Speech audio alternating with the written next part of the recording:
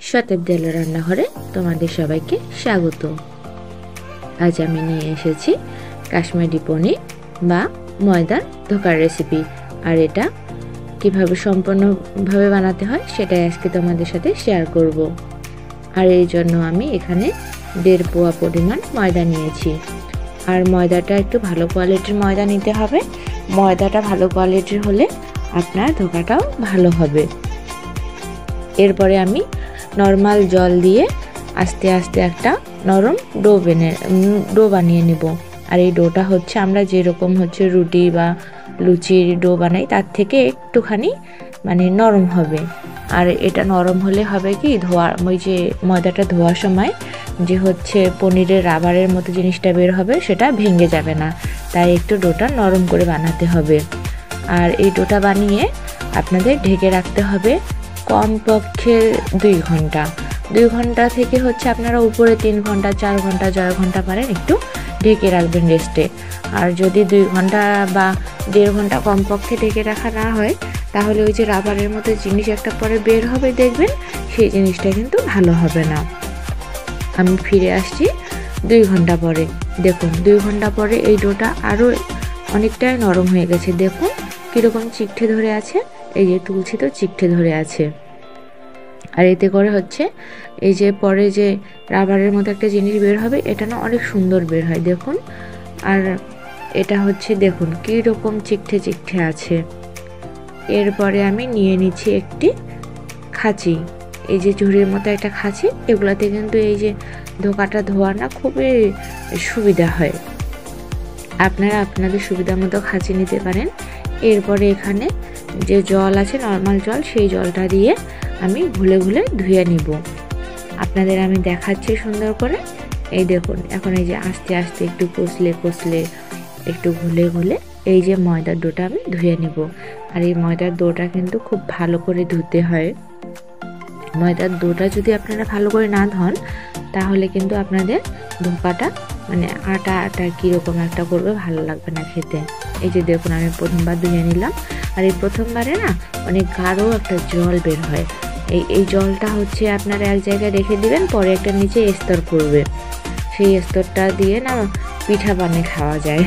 এটা হচ্ছে ফেলে দেওয়ার দরকার নেই, চাইলে আপনারা হচ্ছে পিঠা বানিয়ে খেতে পারেন বা গরু ছাগলকে খাওয়াতে পারেন এই ময়দার জলটা। এই যে আমি আরেকবার ধুয়ে দেখাচ্ছি। এভাবে জল পাল্টা ধুতে না একসময় এরকম পরিষ্কার জল বের হবে। দেখুন এই যে একটা পরিষ্কার জল বের হয়েছে, আপনাদের দেখাইলাম। আর এখন দেখুন এই যে রাবার বা চুইংগামের মতো সুন্দর টানলে যে রাবারের মতো হচ্ছে, এই যে ছিঁড়ে যাচ্ছে না কিন্তু পাচ্ছে এরকম একটা অবস্থা আসবে। আর জলটা দেখতে পাচ্ছিলেন কত পরিষ্কার।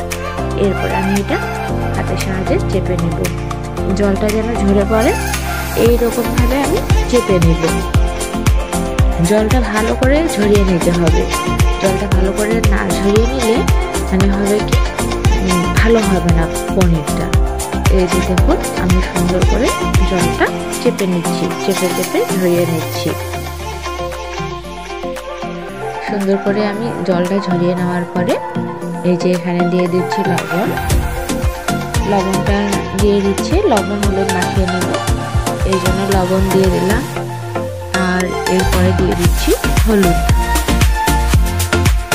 দেখুন লবণ হলুদ মাখিয়ে আমি এটা কিছুক্ষণের জন্য রেখে দেব, যাতে লবণটা খুব ভালোভাবে ভিতরে ঢুকে আর হলুদটাও যেন লাগিয়ে আমি সুন্দর এই যে হাতের সাহায্যে মেখে নিচ্ছি।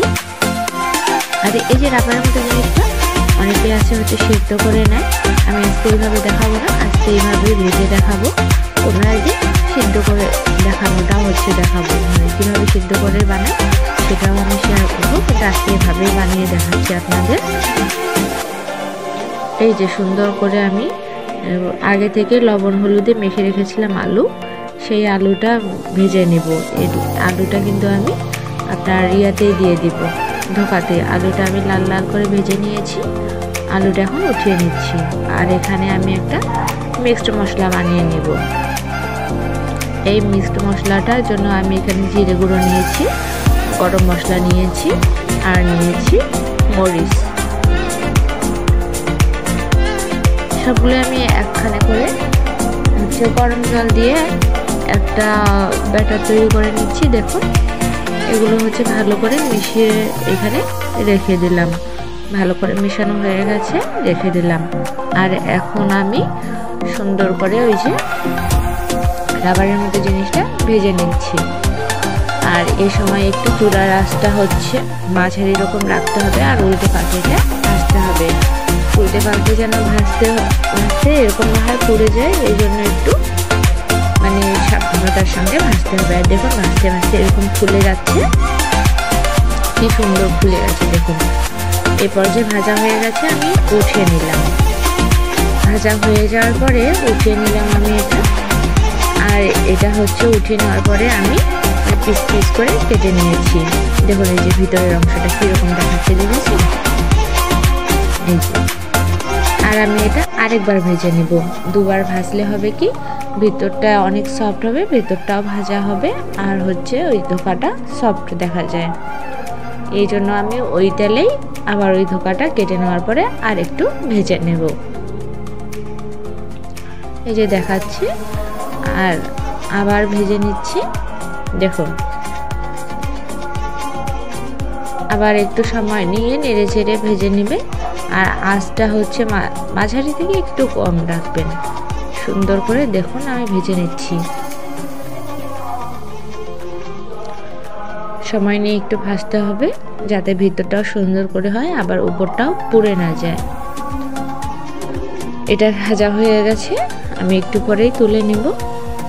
সুন্দর করে ভেজে নিচ্ছি। দেখুন আমার একটাও কিন্তু পুড়ে যাচ্ছে না, অথচ ভেতরটা সুন্দর করে হচ্ছে। এই রান্নাটা না মানে একটু প্র্যাকটিসের ব্যাপার। ধোকা ধোয়াটা, প্রসেসিং করাটা একটু প্র্যাকটিসের ব্যাপার, ততটাও কঠিন না। এই যে ভাজা হয়ে গেছে, আমি এই সময় একটু উঠিয়ে নিচ্ছি। সবগুলোই আমি উঠিয়ে নিলাম। আমি ধোকাগুলো উঠিয়ে নিয়েছি। আর এরপরে আমি তেলে দিয়েছি পাঁচফোড়ন আর দুটো তেজপাতা। আর ওই যে আগে যে ব্যাটারটা রেখেছিলাম সেটা আমি তেলে দিয়ে দিলাম। তেলে দেওয়ার পরে দেখুন আমি এটা নেড়ে নিচ্ছি।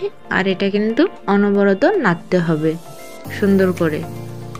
আর এটা যদি না নাড়া হয় তাহলে কিন্তু পুড়ে যাবে। আর আমি এখন আর একটু লবণ দিয়ে দিলাম, আর দিয়ে দিব হলুদ। যেহেতু আমি আগেই লবণ হলুদ মাখিয়ে রেখেছিলাম, তাই আর অল্প একটু হচ্ছে লবণ হলুদ দিলাম। আর এটা হচ্ছে একটু মাঝারি আছে, একটু ভালো করে নাড়তে হবে, নইলে কিন্তু মশলাটা পুড়ে যাবে। মশলাটা আমি একটু ভেজে নিচ্ছি। দেখুন খুব কম সময়ে মশলাটা যে তেল ছাড়তে শুরু করেছে। এভাবে আমি মশলাটা লো আছে ভেজে নেব। লো আছে ভাজলেও কিন্তু মশলাটা সুন্দর এখানে ভাজা হবে। এরপর আমি আগে থেকে ভেজে রাখা আলুটা দিয়ে দিয়েছি, আর দিয়ে দিলাম ধোকাগুলো। ধোকাগুলো দেওয়ার পরে এখানে সুন্দর করে আমি আরেকটু নেড়ে নিব। ধোকাটা দেওয়ার অর্থ হচ্ছে ধোকাটার ভিতরেও একটু মশলাটা ঢুকে যাবে।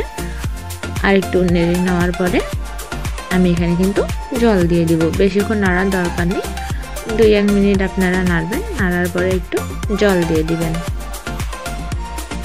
দেখুন আমি নেড়ে নেওয়ার পরে এখানে জল দিয়ে দিলাম। আর এই সময় ধোকাতে একটু বেশি পরিমাণে, সামান্য আপনারা যেমন স্বাভাবিক জল মানে ঝোল খান না, তার থেকে অল্প একটু বেশি ঝোল করবেন। কারণ ধোকা মানে যখন ঠান্ডা হয় তখন একটু জল টানে, তাই আমি একটু সামান্য পরিমাণ বেশি জল দিব। এই দেখুন আমি জল দিয়ে দিয়েছি। আর আমার কিন্তু রান্নাটা প্রায় শেষ। এখন আমি একটু চাপা দিয়ে ঢেকে নিব। ঢেকে নিয়ে হচ্ছে ব্লকটা তুলে নিলেই আর একটু ধনিয়া পাতা ছড়িয়ে দিলেই আমার রান্না কিন্তু শেষ। এই দেখুন আমার রান্নাটা আমি এই সময় হচ্ছে চাপা দিয়ে দিলাম আর ঢাকনাটা খুলে নিলাম। দেখেছেন কত ধোয়া। আর এই পর্যায়ে আপনারা দেখতেছেন যে ভালো করে মানে ব্লক এসে গেছে তরকারিটাতে। আমি এখন এই পর্যায়ে হচ্ছে আপনাদের ধোকাগুলো একটা দেখিয়ে দিচ্ছি। এই যে দেখুন কীরকম দেখা যাচ্ছে। আর দিয়ে দিলাম এই যে সামান্য পরিমাণ ধনেপাতা। এই ধনেপাতাটা শীতের তরকারিতে দিলে খুব ভালো লাগে, কিন্তু আমার তো বেশ ভালোই লাগে। ধনেপাতা দিয়ে দিয়েছি আমি। আমার রান্নাটা কিন্তু হয়ে গেছে। এই দেখুন এই যে আমার রান্না হয়ে গেছে। বেড়ে নেওয়ার পরে এরকম কালার এসছে, এরকম দেখতে হয়েছে আমার রান্নাটা। আমার রান্নাটা ভালো লাগলে চ্যানেলটি অবশ্যই সাবস্ক্রাইব করবেন আর লাইক কমেন্ট শেয়ার করতে ভুলবেন না। আপনাদের একটু সহযোগিতা আমাকে করে তুলতে পারে ইউটিউব পরিবারের সদস্য। ধন্যবাদ।